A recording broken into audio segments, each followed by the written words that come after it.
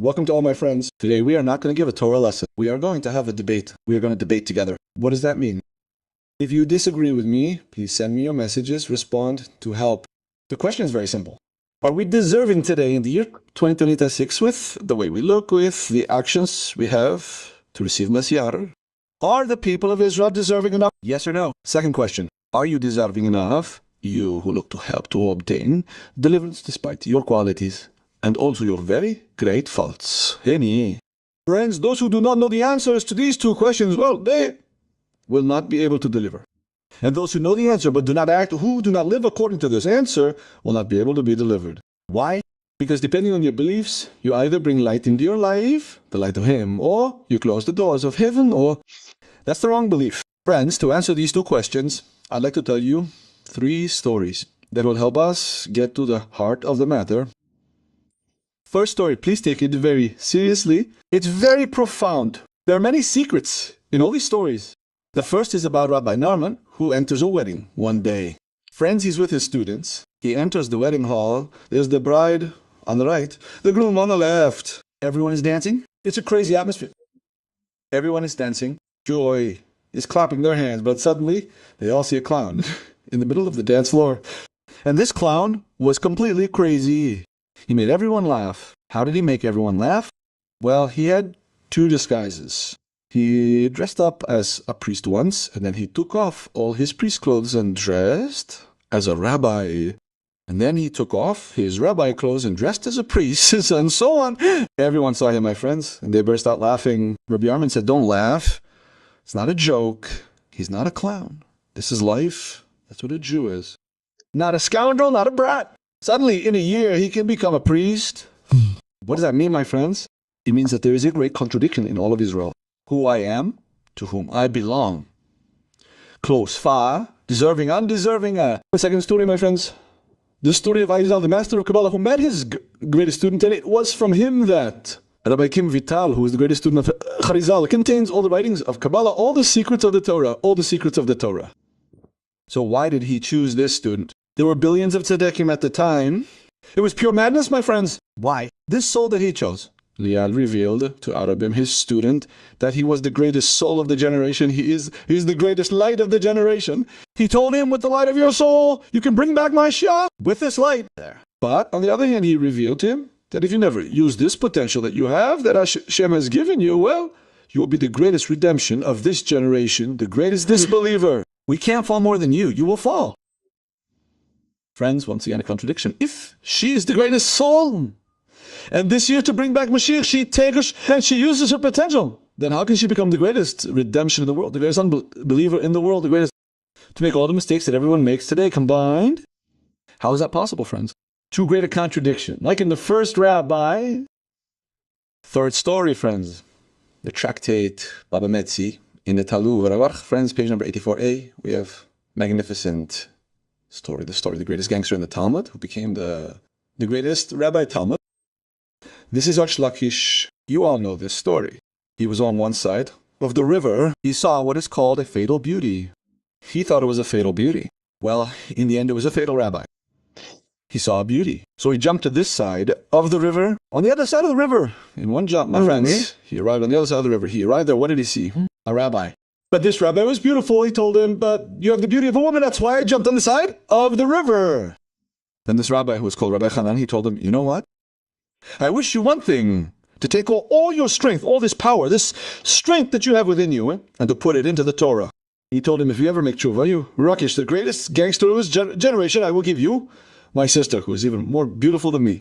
Rashi, he hears that, my friends. He immediately becomes one of the greatest hereditaries of the Talmud. What does that mean, my friends? You have enormous potential. This course is for you. These stories are for you. These are not stories, my friends. I am telling you the story of your neshama. Who are you inside? And what can you become, my friends? We are all the greatest souls according to the Kabbalah in our generation before receiving Mas. These souls, my friends, may come from the highest spiritual levels, but will arrive at the lowest of the lowest of the lowest. They will fall into what are called the greatest begamimes, the greatest sins in the world. But they have enormous potential. If they ever take control of themselves, my friends, they can trigger the coming of Machia'h.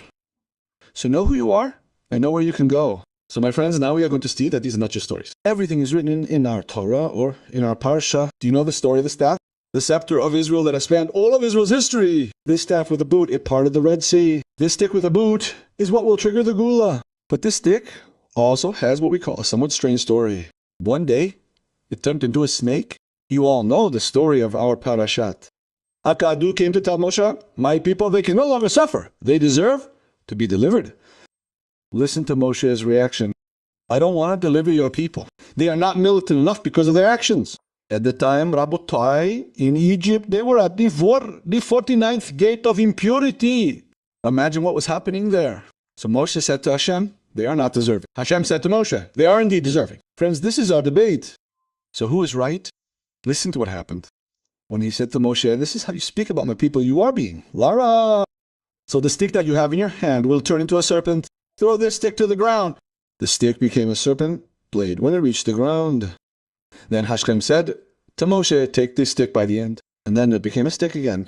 Rabbi Nachman of Breslov tells us there is a great secret in this story. We are talking here about the Guach of Israel. How will they return to Kadosh Baruch? How will they find their potential and return to their sources? Tell us, this stick refers to the Libra bit.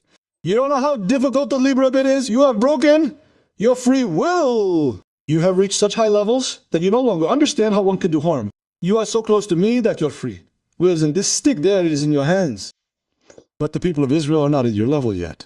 Why, my friends, does the stick look like Libra bit? Because in Hebrew, the staff is called mate. Mate means to lean, either to the right or to the left, either towards good or evil. Moshe no longer knows evil. That's why he doesn't understand how the people of Israel can be delivered, because they are in evil. But Hashem tells him, I don't agree with you. That doesn't mean they can't be delivered. Take this staff and throw it on the ground. Tell us, what is earth? It's materiality. We call it material. Your kids, your children, I am 2026, Machia'h. They are in Egypt. Do you know what level they are at today? In the 49th gate of impurity. Do you know what's happening there? Is free living where he's leaning toward? He leans towards what is called the serpent. They want to do harm in relation to the place and time in which they find themselves. But that doesn't mean we won't deliver them. Why? Because if you know how to take them, they will become great tzaddikim, great tzaddakotes. They will reach levels that no one else will be able to reach. Even the greatest souls of the Talmud will not be able to reach those levels, my friends. So what did Hashem tell Moshe? Take him by the end of this stick. Know how to take them. Rabbi Nathan tells us, when the Tzaddik spoke to the people of Israel and explained to them that Hashem is still with them, even in this generation where friends are constantly being damaged, that Hashem loves you more than anything. You who are watching this video, and that He is waiting for one thing, for you to return home and have a good time to talk to Him, and believe in yourself and in His love for you, who loves you even more than you love yourself. When they hear this message, they will transform from the state of a serpent to the state of a stick. They will be but they will regain their free will. So don't worry, Moshe. My children, they can be delivered. You just have to know how to handle them. The friends came with a message that will disturb the entire people of Israel. Hashem remains with us, despite all that is happening. I will share some stories, my friends, so we may achieve this potential, transitioning from a state of serpent in deceit to one of genuine righteousness. I had a friend who was in Machia'h in some weird neighborhoods, and he was a great boxer. You shouldn't cross him, my friends. You shouldn't argue with him, not even look him in the eye.